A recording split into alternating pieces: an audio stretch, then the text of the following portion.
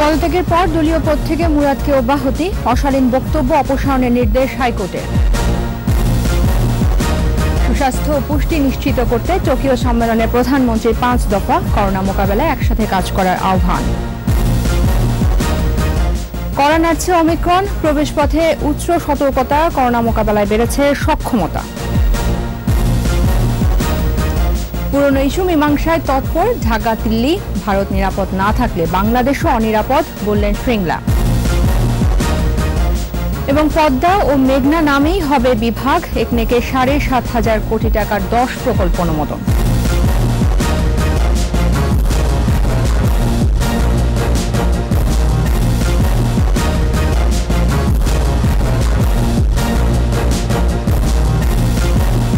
শুনছিলেন first security ইসলামী bank limited সংবাদ শিরোনাম। আমন্ত্রণ জানাচ্ছি সন্ধ্যা 7টার 21 সংবাদে। আপনাদের সাথে আছি আমি তাজনুর বাজাবি।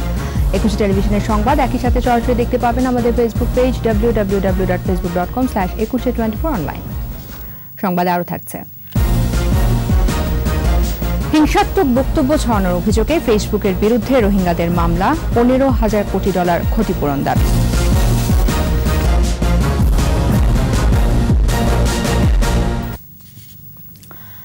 ডাক্তার মুরাদ হাসানের ইমেইলে পাঠানো পদত্যাগপত্র গ্রহণ করেছে মন্ত্রিপরিষদ বিভাগ।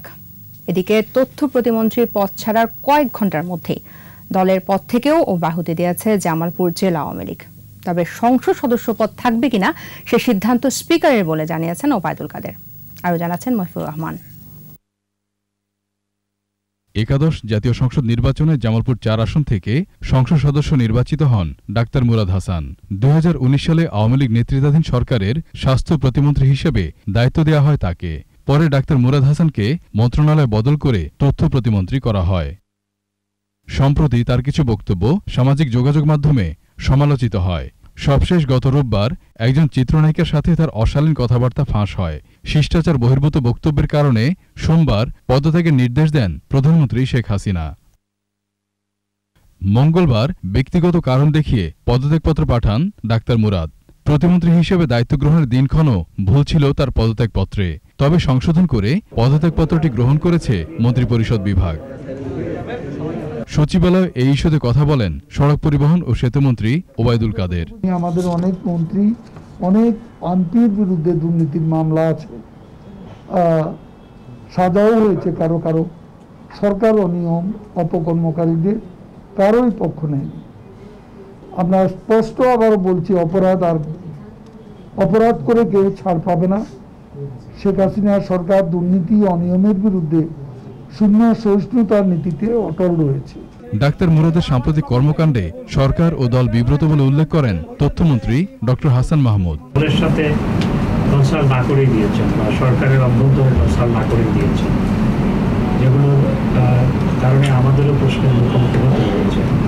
এবং সাম্প্রতিক সময়ে কিছু বক্তব্য, কিছু কর্মকাণ্ড নিয়ে সরকার এবং দল বিব্রত হয়েছে।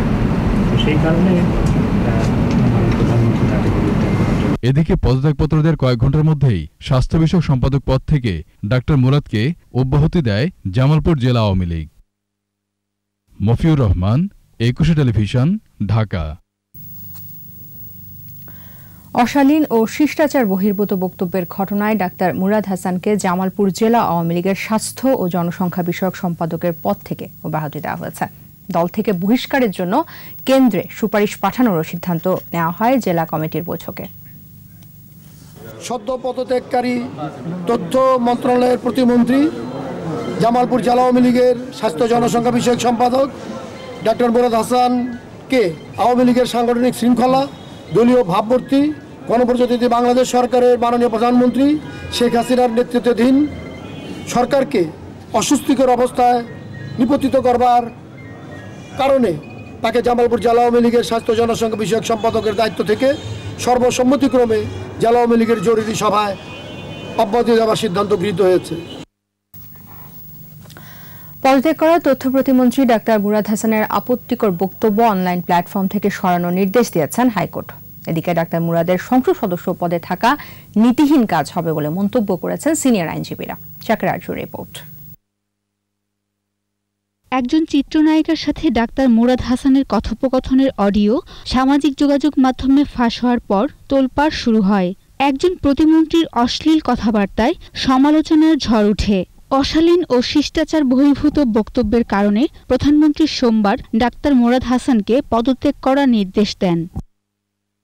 পদত্যাগ জমা দেওয়ার কয়েক ঘণ্টার মধ্যে অনলাইন প্ল্যাটফর্ম থেকে অশ্লীল অডিও ভিডিও অপসারণ করতে আদালতের দ্বারস্থ হন একজন আইনজীবী। আদালতকে তিনি বলেন, শিশুদের উপর এসব ভিডিও বিরূপ প্রভাব ফেলছে, সেই সাথে রাজনীতিবিদদের নিয়েও ভুল বার্তা যাচ্ছে। ভিডিওগুলো আসলেই তো প্রকৃত অর্থে শোনার মতো না, এগুলো আসলে এইভাবে সোশ্যাল মিডিয়াতে থাকা কোনোভাবেই উচিত না। শুনানি শেষে বিটিআরসিকে অডিও ভিডিও সরানোর নির্দেশ দেন বিচারপতি এম ইনায়েতুর রহিম ও বিচারপতি মুস্তাফিজুর রহমানের হাইকোর্ট বেঞ্চ। আদেশটা হচ্ছে গিয়ে ডেপুটি অ্যাটর্নি জেনারেলকে কোর্ট বলে দিয়েছেন যে বিটিআরসির চেয়ারম্যানের সাথে কথা বলতে এবং বলতে, যেটা কোর্টের ডিজায়ার, যে দ্রুত এই 24 ঘন্টার ভিতরে এই ভিডিওগুলা সোশ্যাল মিডিয়া থেকে সরানোর জন্য এবং সরানোর কি ব্যবস্থা নিয়েছেন এই ব্যাপারে আগামীকালকে রিপোর্ট দিতে। যে আদেশটা আছে এটা প্রপারলি কমিউনিকেট করা হবে ফেসবুক এবং ইউটিউবকে, তারা যত তাড়াতাড়ি সম্ভব তারা নামানোর জন্য রিকোয়েস্ট করবে। এদিকে আইনজীবীরা বলছেন, সংবিধান অনুযায়ী 2 বছরের সাজা হলে সংসদ সদস্য পদ থাকে না। তবে ডাক্তার মুরাদের সাজা না হলেও এমপি পদে থাকা নীতি বিবর্জিত কাজ হবে বলে মন্তব্য করেন তারা। দল কিন্তু ওনাকে অ্যাপ্রিসিয়েট করে নাই, দল ওনাকে মন্ত্রিত্ব পদটা ছিনিয়ে নিয়েছে। দ্যাট মিনস ওনার দল অ্যাকসেপ্ট করে নিল নৈতিকতা খননের যে এলিগেশন সেটা কারেক্ট। সেই দিক থেকে আমি যদি বিবেচনা করি, আমি একজন সাধারণ আইনজীবী বা সাধারণ নাগরিক হিসেবে আমি মনে করি ওনার সংসদ সদস্য পদে থাকা উচিত না। শাকের আরজু, 21 টেলিভিশন, ঢাকা। ক্রমবর্ধমান জনসংখ্যার জন্য সুস্বাস্থ্য ও পুষ্টি নিশ্চিত করতে কোভিড-19 মোকাবেলা করে আন্তর্জাতিক সম্প্রদায়কে একসাথে কাজ করার আহ্বান জানিয়েছেন প্রধানমন্ত্রী Sheikh Hasina. Tokyo nutrition for growth সামিটে দেওয়া 5 দফায় আঞ্চলিক ও বৈশ্বিক পর্যায়ে খাদ্য ব্যাংক গড়ে তোলারও আহ্বান জানান তিনি। আকবর হোসেন সুমনের রিপোর্ট। বিশ্ব খাদ্য নিরাপত্তা ও পুষ্টি নিশ্চিতে জাপানের টোকিওতে অনুষ্ঠিত হল nutrition for growth summit N4G। জাতিসংঘ সহ সদস্যভুক্ত দেশ ও আন্তর্জাতিক সংস্থাগুলোর প্রতিনিধিরা তুলে ধরেন খাদ্য নিরাপত্তা পুষ্টি নিশ্চিতে নিজেদের অবস্থান। এতে গণভবন থেকে ভার্চুয়ালি যুক্ত হন প্রধানমন্ত্রী শেখ হাসিনা। বক্তব্যে টেকসই উন্নয়ন লক্ষ্যমাত্রা অর্জনে সরকারের অবস্থান ও অপুষ্টি মোকাবেলায় জনবান্ধব কর্মসূচি তুলে ধরেন। The double border of malnutrition through 12 commitments which are aligning with SDGs.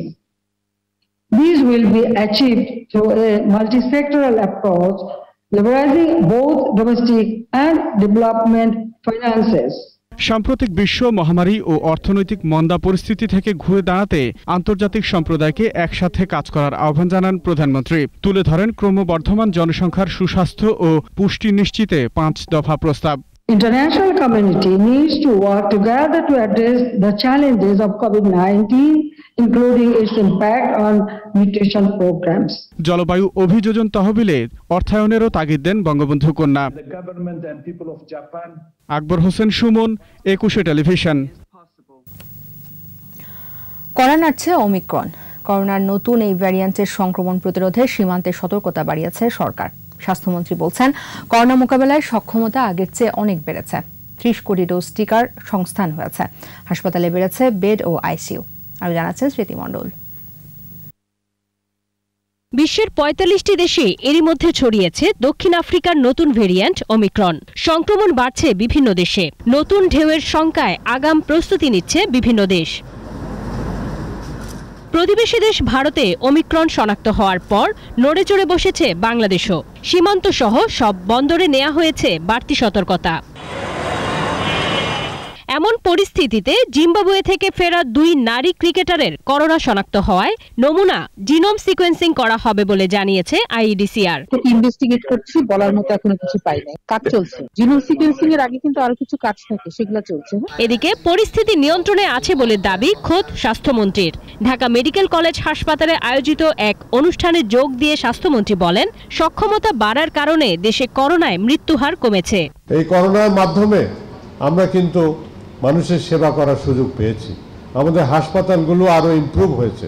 আমাদের সেন্ট্রাল অক্সিজেন লাইন সব হাসপাতালে ছিল না, সেটা এখন প্রায় 120টি হাসপাতালে সেন্ট্রাল অক্সিজেন লাইন হয়ে গেছে। আমাদের লিকুইড অক্সিজেন এখন 300 টন পার ডে আমরা তৈরি করতে পারি। প্রত্যেকটা হাসপাতালে আইসিইউ বেড়ে গেছে, সরকারি বেসরকারি মিলে প্রায় এখন 2000।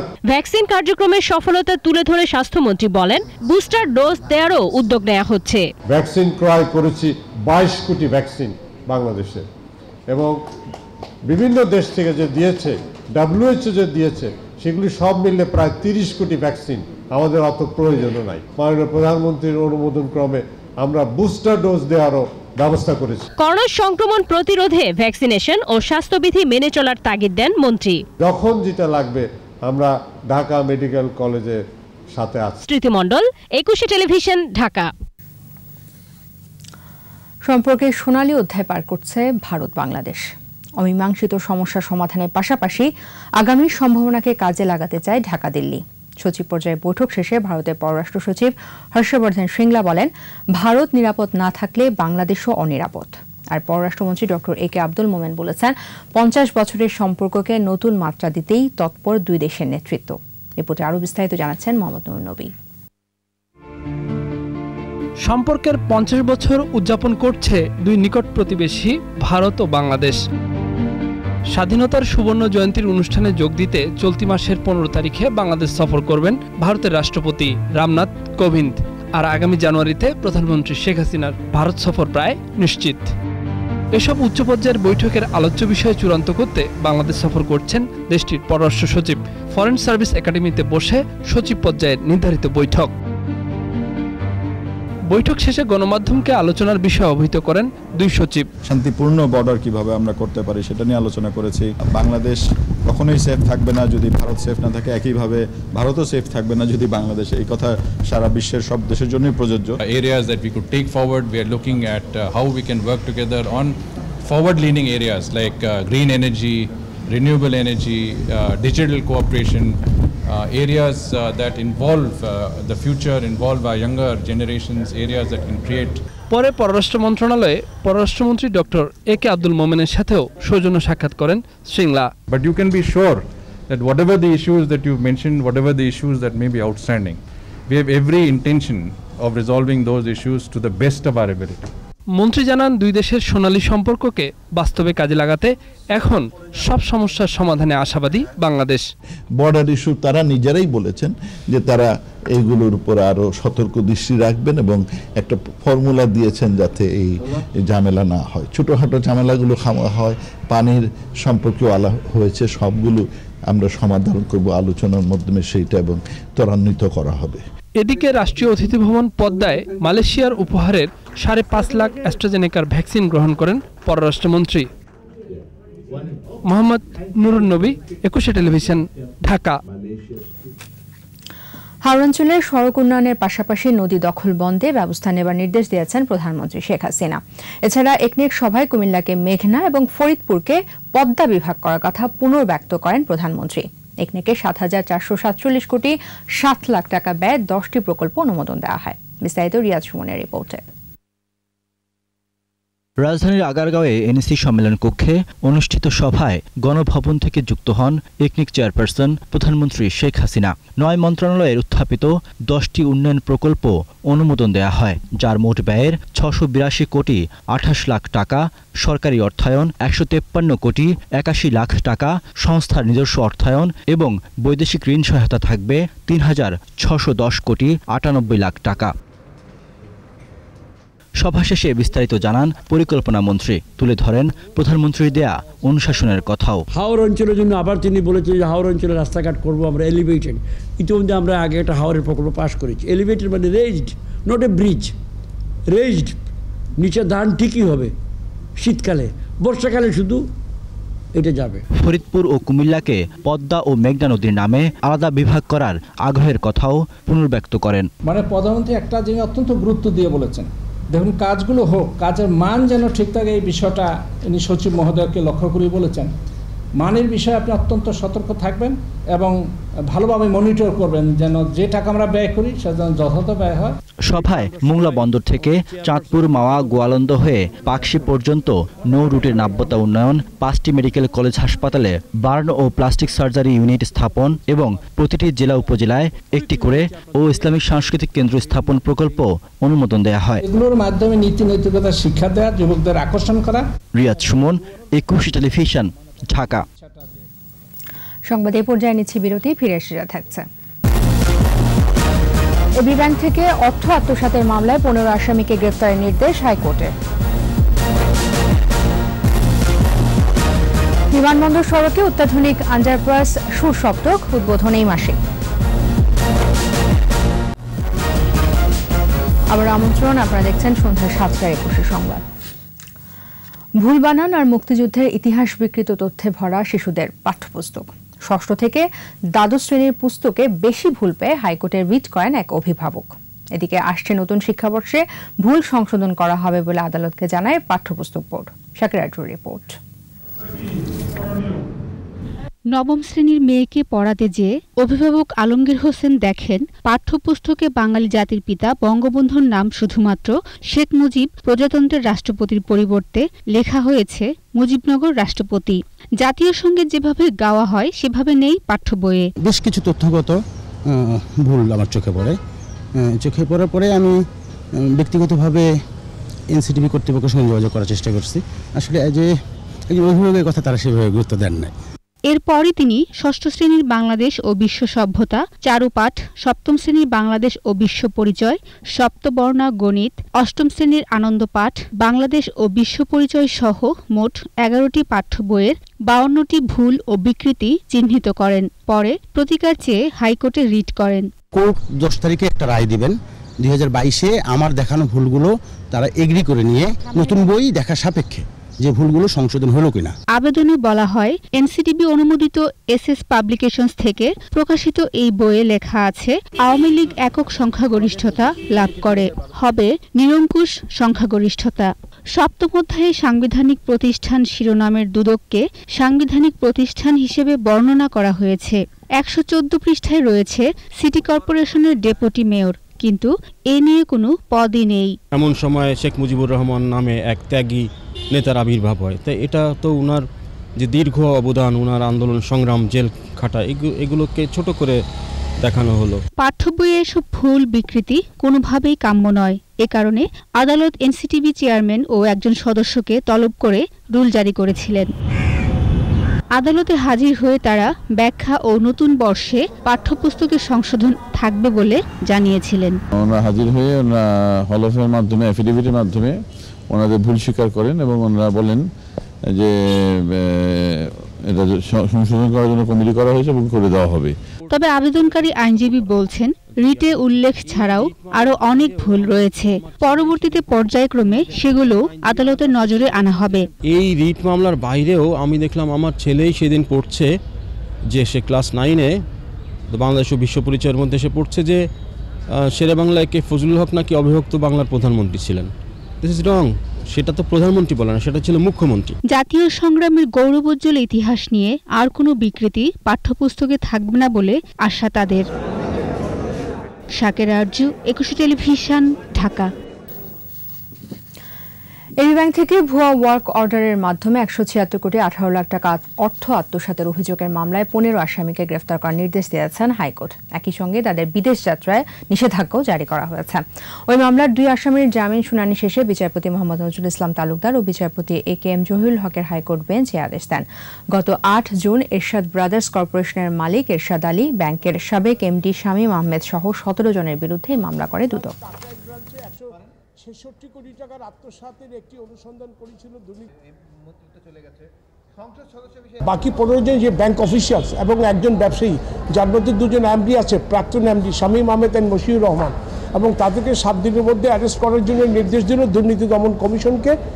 উইদিন 7 ডেজ, যেদিন আজকের আদেশটা পাবে সেদিন, এবং তারা যাতে বিদেশ যেতে না পারে এই ব্যাপারে যথাযথ কার্যকর পদক্ষেপ নিতে বলল ইমিগ্রেশন, পুলিশ, দুর্নীতি দমন কমিশন এবং আইজি পুলিশকে। উদ্বোধনের অপেক্ষায় সুরসপ্তক। দেশের প্রথম অত্যাধুনিক আন্ডারপাস উদ্বোধন হবে চলতি মাসেই। বিমানবন্দর সড়কের ক্যান্টনমেন্ট সংলগ্ন রমিজউদ্দিন কলেজের বিপরীতে এই আন্ডারপাস চালু হতে যাচ্ছে। টিপু শিকদারের রিপোর্ট। 2018 সালের 29 জুলাই বিমানবন্দর সড়কে 2 বাসের প্রতিযোগিতায় মারা যায় রমিজউদ্দিন স্কুল অ্যান্ড কলেজের 2 শিক্ষার্থী। আহত হয় 10 জন। ঘটনার প্রতিবাদে ওই সময় আন্দোলনের নামে বিভিন্ন স্কুল কলেজের শিক্ষার্থীরা। এরপর সড়কটি নিরাপদ পারাপারের জন্য একটি আন্ডারপাস নির্মাণের উদ্যোগ নেয় সরকার। সড়ক পরিবহন ও মহাসড়ক বিভাগের অধীনে সেনাবাহিনীর প্রকৌশলীরা অত্যাধুনিক আন্ডারপাস নির্মাণ কাজ সম্প্রতি শেষ করেছে। লিফট সুবিধাও রয়েছে এই আন্ডারপাসে। এটা একটা আধুনিক একটা আন্ডারপাস এবং এখানে কিন্তু বিভিন্ন রকমের সুযোগ সুবিধা আছে। যেমন মনে করেন যেখানে লিফটের ব্যবস্থা আছে, এরপরে প্রতিবন্ধী বয়স্কদের জন্য, শিশুদের জন্য যাতে এটা পারাপার হতে পারে সেরকমও কিন্তু সিস্টেম এখানে আছে এবং এই ধরনের আন্ডারপাসের অভিজ্ঞতা বাংলাদেশে এটাই প্রথম। সচিবের আশা চলতি মাসেই প্রতীক্ষিত আন্ডারপাসটি উদ্বোধন করা হবে। মাননীয় প্রধানমন্ত্রী এটার যে উদ্বোধন এটা করার ব্যাপারে সদয় সম্মতি জ্ঞাপন করেছেন। আমরা আশা করছি যে এই ডিসেম্বরের এই চলতি মাসের শেষের দিকে অথবা আগামী মাসের প্রথম দিকে মাননীয় প্রধানমন্ত্রী এটা নিয়ে করবেন। এটি সার্বক্ষণিক রক্ষণাবেক্ষণের ব্যবস্থা রয়েছে বলে জানান ঊর্ধ্বতন এই কর্মকর্তা। যে পরবর্তী মেইনটেনেন্স এটা যে দেখভাল করাটাও এটা কিন্তু থাকবে। দীপু শিকদার, 21 টেলিভিশন, ঢাকা। এবার বিজয়ের মাসের বিশেষ আয়োজন জনযুদ্ধের মুক্তিযোদ্ধা।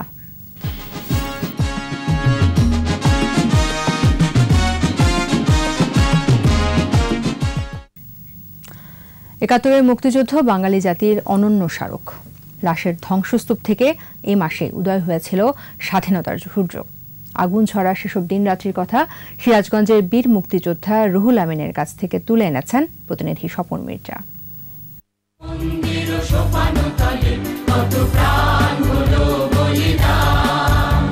7ই মার্চের ভাষণ শুনলাম, শোনার পরে আমরা চিন্তা করলাম যে পাকিস্তানি হানাদার বাহিনীরা অনেক অত্যাচার করতেছে। পিস কমিটি সেক্রেটারি চেয়ারম্যানরা তারা আমাদের নাম দেওয়ার জন্য ঘুরতেছে। তখন আমরা ছাত্ররা 15-20 জন একখানা ওই বাওয়াতে যাওয়ার জন্য চিন্তা ভাবনা করি। তখন শুনলাম যে কোচগ্রামের থেকে নৌকা যায়, কলকাতার নৌকা যাবো, সাবেদ স্যার আমাকে নৌকা নিয়ে যাবো। ক্যাপ্টেন চলচন সিং আমাকে কমান্ডার ছিল। নাম্বার হইলো, নাম্বার নিলাম আমরা ওখান থেকে। অস্ত্র ট্রেনিং অস্ত্র নিয়ে আসা প্রতিরামপুর আসা অনেকদিন রইলাম। আমাদের বুনাইনগর ফরিদপুরে অনেক মুক্তিযোদ্ধা ছিল, প্রায় 50-60 জন আসলো। এই ইয়েতেই আমাকে ভোট দিয়ে কমান্ডার বানাইছিল আর কি। মালিপাড়ার ক্যাম্প ছিল, মিলিটারি ক্যাম্প ছিল, সেই ক্যাম্পে আমরা আইসা বাধা দিলাম। 50-60 জনের মতো আইছিলাম, ওরা আসছিল প্রায় 200-300। ওখান থেকে বাদে উঠছিল, বাদে উঠা সে অফিসে ছিল পশ্চিমে, সে অফিসের দিকে গুলি করলো, আমরা গুলি করলাম। তখন ওরা উপর থেকে ছিট করে গুলি করে, আর আমরা ভিতর যা এটা গুলি করে আমরা ওকে পরাজিত করে আমরা উন থেকে সরে যাই। ওরা পরের দিন বাড়িঘর জ্বালা দিয়া পোড়া টোরা আমাদের বাড়িঘর তোর সব জ্বালা পোড়া অস্থির করে দিছিল। দিয়ে ওরা 3-4 দিন থাকার পরে তারপরে উন থেকে ওরা চলে যায় আর কি। তারপরে বেলকুচুতে সোমেশপুরে যুদ্ধ করি। সোমেশপুরে হাবিব নামে এক লোক আমার সাইডে ছিল, ও গুলি খাইলো, গুলি খা মারা গেছিল। ওরা মাইটা থেকে বেগে গেলো। আমরা তখন সাথে করে কান্দে করে নিয়ে এসে দেশের বাড়িতে মাটি দিই। পরে এখনও স্মৃতিশোধক আছে আর কি তার হাবিবের। এইভাবে আমরা রাত্রিতে যাই, এক রাতে যা তার কাটি এসে আবার সোমেশপুর ইয়েতে থাকি, সাতনাটি থাকি। এভাবে কলা থেকে যুদ্ধ করি আমরা। কল্যাণপুরে প্রকাশ্যেই যুদ্ধ হওয়ার পরে ওদের একটা মেজর মারা গেছিলো, ওরা কান্দকে নিয়ে গেলো, দেওয়া গেলো। আমরা তহসিল অফিস থেকে আমরা দেখলাম যে ওরা আলি করে চলে গেলো আর কি। এইভাবে আমরা মানে যুদ্ধ করে দেশ স্বাধীন করছিলাম আর কি। সন্ধ্যার সংবাদে আবারও বিরতি, ফিরে এসে থাকছে। চট্টগ্রাম নগরীকে অবৈধ রিকশা মুক্ত করার উদ্যোগ, মূল সড়কে ধীর গতির যান বন্ধের তাগিদ। আপনারা দেখছেন সন্ধ্যা 7টার 21 সংবাদ। অবশেষে চট্টগ্রাম নগরীকে অবৈধ রিকশা মুক্ত করার উদ্যোগ নিয়েছে সিটি কর্পোরেশন। এজন্য রেজিস্ট্রেশনভুক্ত 70,000 রিকশার প্লেট ডিজিটালাইজ করা হবে বলে জানিয়েছেন সিটি মেয়র রেজাউল করিম চৌধুরী। অন্যদিকে নগরীর যানজট নিয়ন্ত্রণে মূল সড়কগুলোতে রিকশা সহ ধীরগতির যান চলাচল বন্ধের পরামর্শ বিশেষজ্ঞদের। চট্টগ্রাম থেকে রিপোর্ট করছেন শিউলি শবনম, ক্যামেরায় ছিলেন বিপ্লব মজুমদার। চট্টগ্রাম সিটি কর্পোরেশনের লাইসেন্সভুক্ত রিকশা 70,000 হলেও চলাচল করছে অন্তত 3 লাখ রিকশা। ফলে দিন দিন বিশৃঙ্খল ও যানজটপূর্ণ নগরে পরিণত হচ্ছে বন্দরনগরী। বিশেষ করে কালুরঘাট হয়ে বহদ্দারহাট আগ্রাবাদ বিমানবন্দর সড়কে প্রতিদিন চলাচল করছে দ্রুতগতির অসংখ্য যানবাহন। একই সড়কে চলছে রিকশা ও ভ্যানের মতো ধীরগতির যানও। এর ফলে নগরীর গুরুত্বপূর্ণ সড়কগুলোতে ট্রাফিক নিয়ন্ত্রণে যেমন হিমশিম খেতে হয়, তেমনি প্রতিনিয়ত ঘটছে দুর্ঘটনাও। রিক্সার কারণে গাড়ি অস্তে চালাতে হয়, রাস্তায় জ্যাম বাজে, তারপরে রিক্সাওয়ালারা ওরা মধ্যে দিয়ে চালায়, সাইড করে না। আমাদের গাড়িতে যাত্রী দাঁড়ানো থাকে, অনেক সময় দেখা গেছে ব্রেক করতে গেলে যাত্রী একজনের সাথে আরেকজন ধাক্কা খায়, এটা নিয়ে বিবাদ হয়ে যায়। রিক্সা ধীরে ধীরে চলে, রিক্সা আস্তে আস্তে চলে, ওরা কিন্তু সাইড দিতে চায় না। যখন রানিংয়ে থাকি তখন হঠাৎ একটা গাড়ি চলে আসে, তখন আমাদের খুব একটা রিস্ক হয়ে যায়। রিক্সার পিছনে যদি একটা দ্রুত গতির গাড়ি পিছনে পড়ে, তো ওই রিক্সাটা যে গতিতে মুভ করবে, আপনার দ্রুত গতি বা ইঞ্জিন চালিত যে গাড়িটা, ওটাও কিন্তু অটোমেটিক্যালি ওই গতিতেই যাবে। চট্টগ্রামকে বিশ্বমানের নগরীতে পরিণত করতে সেবা সংস্থাগুলোর সমন্বিত উদ্যোগের পাশাপাশি রিক্সা নিয়ন্ত্রণের রাজনৈতিক সিদ্ধান্ত জরুরি বলে মনে করছেন বিশেষজ্ঞরা। ট্রাফিক ম্যানেজমেন্ট সিস্টেমটা একটা ডিজাইন করতে হবে যে কোন রোডে কী ধরনের ভেহিকেল চলবে এবং বড় রোডগুলোতে যে নিষিদ্ধ করার বিষয়টা এটা নিশ্চিত করতে হবে। এদিকে আগামী 6 মাসের মধ্যে অবৈধ রিক্সা উচ্ছেদের প্রক্রিয়া শুরুর কথা জানিয়েছেন সিটি মেয়র। আগ্রাবাদ হয়ে বিমানবন্দর সড়ক, মেহেদিবাগ হয়ে circuit house, Zakir Hossain road সহ নির্দিষ্ট কিছু সড়কে পাইলট প্রকল্পের ভিত্তিতে স্থায়ীভাবে রিক্সা চলাচল নিয়ন্ত্রণের উদ্যোগ নেওয়া হবে। আগে যে রিক্সা প্লেটগুলো দেওয়া হতো, এগুলো একটার বিনিময়ে 10টা লাগিয়ে এরা রাস্তায় চলাচল করত। তা আমরা বারকোড দিয়ে প্লেট দেওয়ার পর আমরা অবৈধ রিক্সাগুলো উচ্ছেদ করার প্রক্রিয়ায় যাব। তবে রিক্সা চলাচল নিয়ন্ত্রণের পাশাপাশি কম খরচে বিকল্প বাহন চালু ও রিক্সা শ্রমিকদের পুনর্বাসনের ব্যবস্থা করার পরামর্শ বিশেষজ্ঞদের। শিউলি শবনম, একুশে টেলিভিশন, চট্টগ্রাম। এবার আমাদের বিশেষ আয়োজন আমার বাংলা।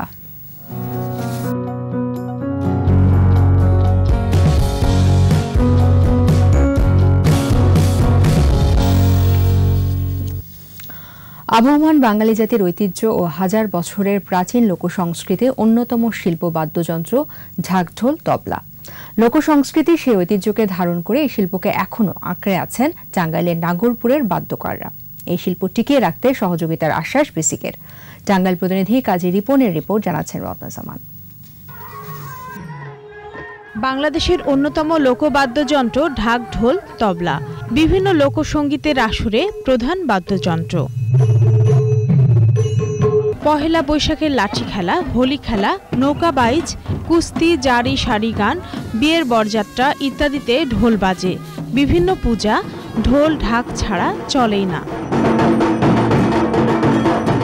ঢাক আর ঢোল কিছুটা ভিন্ন হলেও সাদৃশ্য আছে। ঢোল ঢাকের চেয়ে ছোট, বাজানো হয় হাতে, আর ঢাক কাঠি দিয়ে। উভয় বাদ্যযন্ত্রেরই দুই প্রান্ত চামড়া দিয়ে ঢাকা। আর তবলা মূলত ঘাতবাদ্য যন্ত্র। ঐতিহ্যবাহী এই বাদ্যযন্ত্রকে এখনও আঁকড়ে আছেন টাঙ্গাইলের নাগরপুরের বাদ্যকাররা।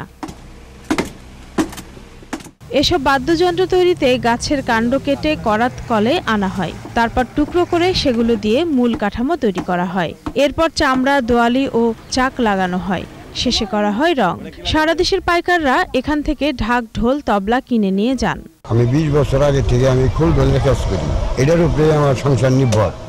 আমার বাপ দাদা তারাও করে গেছে, আমরাও করতেছি, আমরা ছেলেমেয়েও করতেছি। যাত্রায় চলে, পূজায় চলে, গান বাজনা একাডেমিতে চলে। বিভিন্ন জায়গায় মানে মালটা আমরা বানিয়ে বানিয়ে কারিগর দিয়ে জায়গায় জায়গায় পাঠাই আর কি। ব্রিটিশ আমল থেকে আমাদের বাপ দাদারা করে আসতো, তারপরে আমরা করতেছি।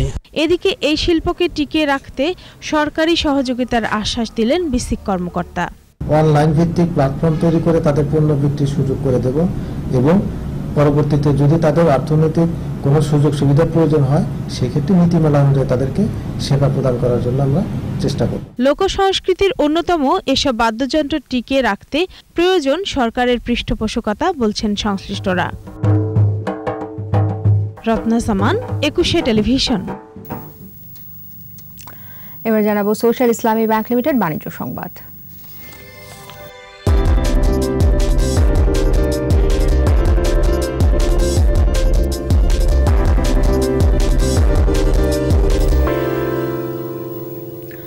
ঢাকা স্টক এক্সচেঞ্জের প্রধান সূচক ফের ৭,০০০ পয়েন্ট ছাড়িয়েছে, বেড়েছে লেনদেনও। মঙ্গলবার ডিএসইতে লেনদেন হওয়া ৩৭৫টি প্রতিষ্ঠানের মধ্যে দর বেড়েছে ২৭৪টির, কমেছে ৬৯টির, আর অপরিবর্তিত ছিল ৩২টির দর। ডিএসই প্রধান সূচক ডিএসই এক্স ৭০ পয়েন্ট বেড়ে উঠে আসে ৭,০৪৮ পয়েন্টে। আর দিন শেষে ডিএসইতে লেনদেনের পরিমাণ দাঁড়ায় ১,৩৩১ কোটি ৪ লাখ টাকা। সূচক বেড়েছে অপর স্টক এক্সচেঞ্জ সিএসসিতেও, লেনদেন হয়েছে ৪৪ কোটি ৬৮ লাখ টাকা শেয়ার ও মিউচুয়াল ফান্ড। এবার জানাবো বিজয় চিহ্ন।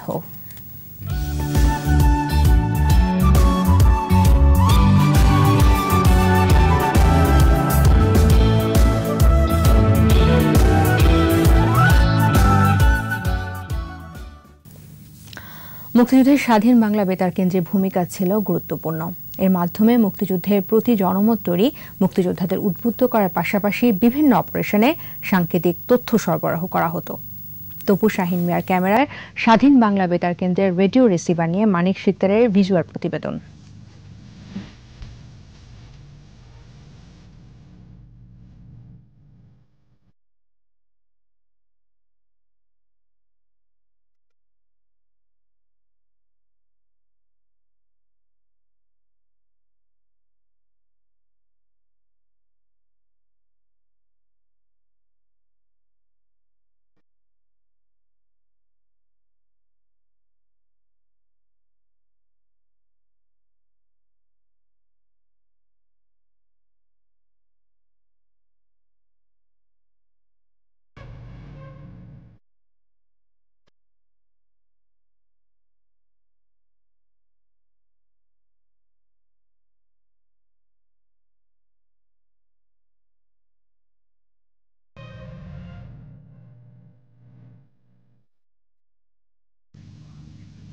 শেষ করব সন্ধ্যা ৭টার ২১ সংবাদ। যাবার আগে ফার্স্ট সিকিউরিটি ইসলামী ব্যাংক লিমিটেড সংবাদ শিরোনামগুলো জানাবো আরও একবার। পদত্যাগের পর দলীয় পদ থেকে মুরাদকে অব্যাহতি, অশালীন বক্তব্য অপসারণের নির্দেশ হাইকোর্টের।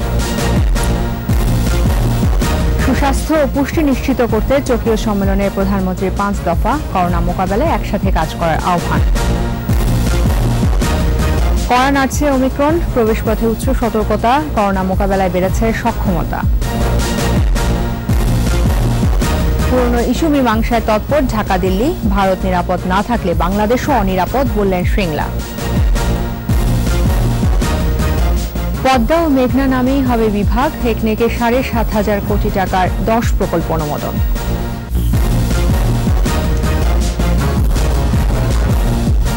একুশে টেলিভিশনের সর্বশেষ খবর জানতে ডায়াল করুন 2021 নাম্বার, আর ভিজিট করুন ekushe-tv.com এই ওয়েবসাইটে। ফেসবুকে লগ ইন করতে পারেন facebook.com/ekushe24 অনলাইন। আমাদের পরের সংবাদ রাত ৯টায় দেখার আমন্ত্রণ রইল।